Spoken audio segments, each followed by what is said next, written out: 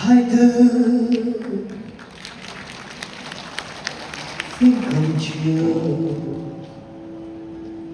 hai thứ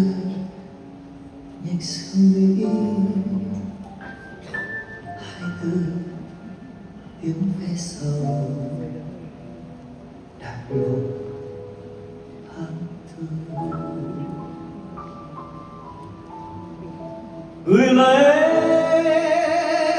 tờ thư, hai thứ khắc mùa mùi hoa sữa, hai thứ miền hoài yêu cơn mưa cho thiên cho ta gửi lại em hai thứ lỗi công phiền, hai thứ vầng trăng hoa